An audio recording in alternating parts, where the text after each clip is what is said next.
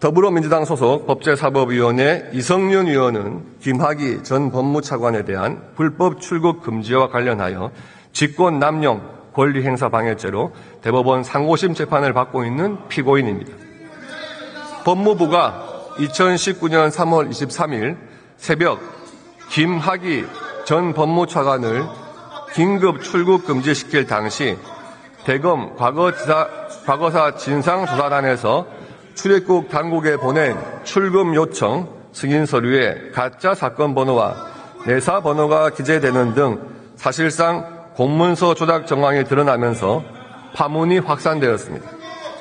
출국 금지 다음 날 이성윤 당시 대검 반부패 강력부장은 서울 동부지검 고위 관계자에게 전화를 걸어 결재권자인 동부지검장 모르게 내사번호가 부여됐다는 사실을 통보했고 동부지검이 내사번호 부여를 추인하는 걸로 해달라는 취지의 요구를 했던 것으로 알려지기도 하였습니다.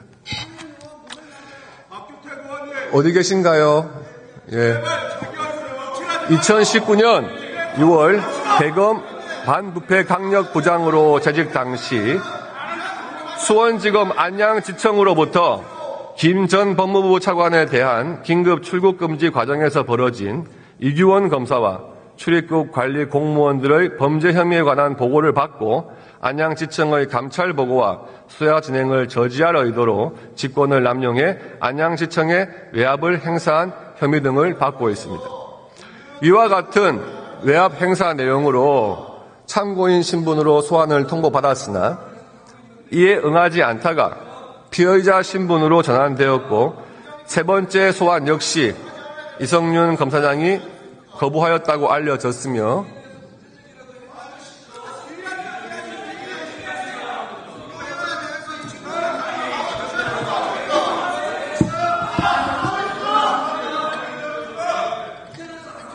잠깐 조용해 주십시오.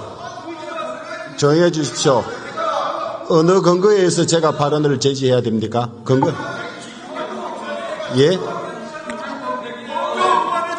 이 사안은 법제사법위원회의 구성과 관련된 문제입니다. 이 특검법 자체가 이런 절차적 적법을 지키지 않았다는 내용입니다. 이 부분이 왜 무관합니까? 자, 계속하겠습니다. 이와 같은 외압 행사 내용으로 참고인 신분으로 소환을 통보받았으나 이에 응하지 않다가 피의자 신분으로 전환되었고 세 번째 소환 역시 이성윤 검사장이 거부하였다고 알려졌으며 관련 수사가 공수처로 이첩되었으나 수사 인력 부족으로 다시 검찰로 사건이 되돌아갔으며 또 공수처장과 면담을 했다는 것이 알려지면서 김진욱 당시 공수처장이 김학의 불법 출국금지 사건의 피의자인 이성윤 서울중앙지검장을 면담하면서 면담 기록조차 남기지 않으면서 잠깐만 발언을 비판을 받기도 하였습니다. 잠깐만 발언을 중지해 주십시오. 자, 좀 조용히 해 주시고요. 당시 잠깐만요. 박규택 의원님, 국회법 146조에 의하면 타인을 모욕하는 발언은 금지한 조항이 있습니다. 이것을 유념해 주시기 바랍니다. 이건 모욕하는 내용이 아닙니다. 지금 언론상에서 다만 제가 그 조항을 상기시켜 드리니까 그 조항을 유념하시기 바랍니다. 네. 그러면 법사위에서 이해충돌이 관련되는 사항에 대해서 아무런 지적을 못합니까? 아무런 말을 못합니까? 예, 이 부분은 법사위를 구성하고 있는 위원들의 자격과 관련된 문제입니다. 그런 불법적으로 구성되어 있는 법사위에서 통과된 특검법이 합법적으로 될 수가 없는 겁니다. 내용도 중요하지만 절차적인 합법이 중요한 겁니다. 이해충돌이 넘치고 있는 법사위의 위원들이 이런 특검법을 심사한 겁니다. 이거는 분명히 법사위의 이해충돌과 관련된 문제입니다. 계속하겠습니다.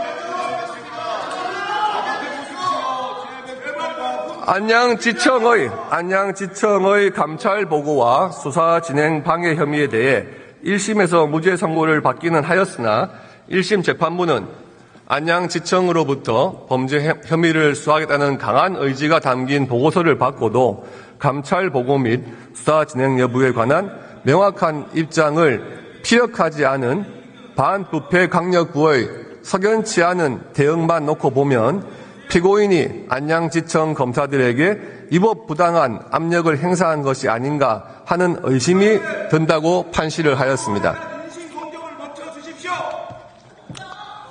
이 자리에서 이성윤 의원을 멈춰주십시오.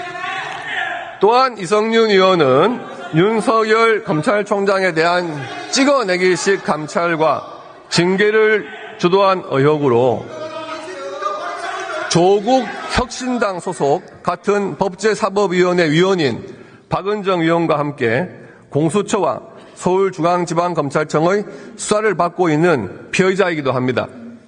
언론에 보도된 바로는 받고 있는 혐의점이 통신비밀보호법 위반, 개인정보보호법 위반, 공무상 비밀 누설 및 직권남용 권리행사 방해 혐의 등 한두 가지가 아닙니다.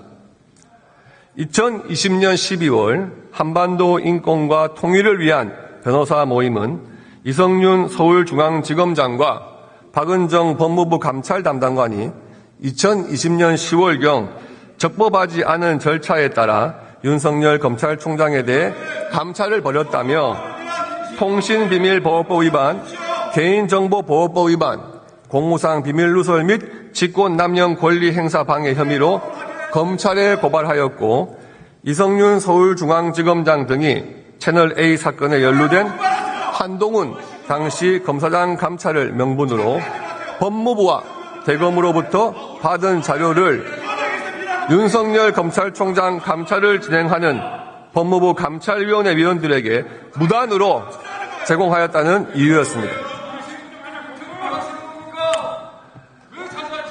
그 고발된 사건은 2021년 7월 서울지방검찰청에서 각하 처분을 하였으나 고발인의 항고로 2022년 6월 16일 서울고등검찰청에서 재기수사 명령을 받았고 2022년 8월 4일 서울중앙지방검찰청에서는 법무부 감찰 담당관실과 서울중앙지검 기록관리과 등에 대해 압수수색을 실시하였고 2023년 2월경 서울중앙지검은 이성윤 전 지검장과 박은정 전 담당관에 대해 직권남용 권리행사 방해 혐의를 발견해 사건 일부를 공수처로 이첩하였고 개인정보보호법 위반, 통신비밀보호법 위반 부분은 서울중앙지검에서 계속 수사 중에 있습니다. 더불어민주당 소속 법제사법위원회 이성윤 위원실 소속 보좌관들도 현재 법원의 재판을 받고 있는 피고인이거나 검찰의 수사를 받고 있는 피의자입니다. 언론에 보도된 바에 따르면 조국 혁신당 대표의 아내 정경심 씨의 자녀 입시 비리 사건 재판에서 위증한 혐의로 서울중앙지방검찰청이 기소한 전직 서울대 직원이 이성윤 더불어민주당 의원 보좌관으로 일하고 있는 것으로 확인되었고 법조계와 정치권에서 형사사건 피고인이 법사위원 보좌관으로 근무하는 것은 부적절해 보인다는 말이 나오기도 했습니다. 조선일보 2024년 6월 26일자 보도를 참고하시기 바랍니다. 해당 보좌관은 정경심 전 교수 재판에 증인으로 출석해 서울대 공익인권법센터 세미나에서 조시를 봤다는 취지로 증언하였으나 재판부는 그 증언이 허위로 판단하였고 검찰은 23년 9월 해당 보좌관을 위증 혐의로 기소하였습니다. 한편 언론에서는 최재경 가짜 녹취록 의혹을 받고 있는 김병욱 전 민주당 의원실 있던 보좌관이 의원실에 합류했다고 합니다.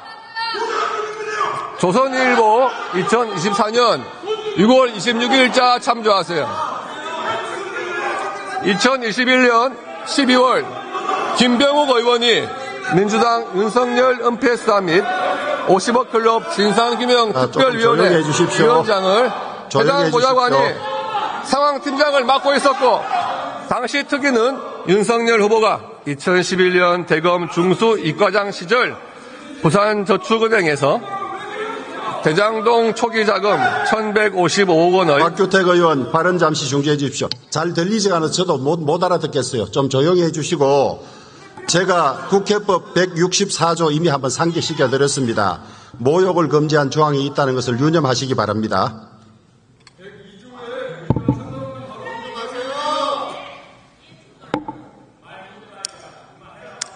법제사법위원회는 피감기관으로 헌법재판소와 대법원 등 사법부 그리고 법무부와 대검찰청을 다 감사원까지 피감기관으로 두고 있습니다. 그곳에 관련된 법안에 대해서 법안 심사를 하게 되어 있습니다.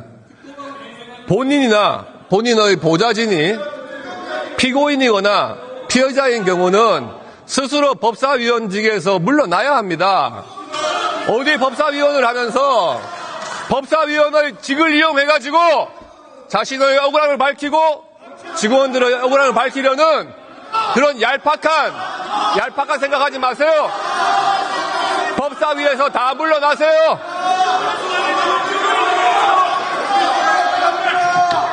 법사위에서 다 물러나십시오. 조용히 해 주시기 바랍니다. 법사위는 한 국가의 사법부와 사법 시스템을 관장하는 신성한 곳입니다. 법제사법위원회에 한두 명도 아니고 여러 명의 피고인 피해자와 함께 법사위원으로 있는 것이 부끄럽습니다, 정말.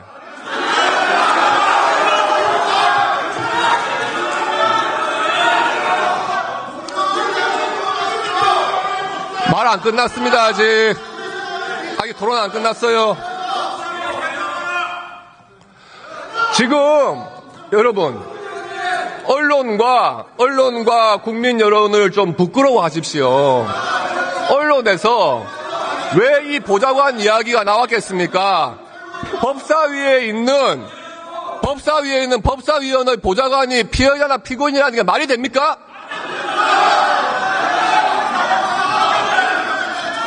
그런 법사위에서 날씨 통과시킨 게 이 특검 아닙니까? 이 특검법은 좀 형식적으로도 합법적이지 않아요. 조용해 주시기 바랍니다. 조용해 주시기 바랍니다. 스스로 물러나시기 바랍니다. 스스로.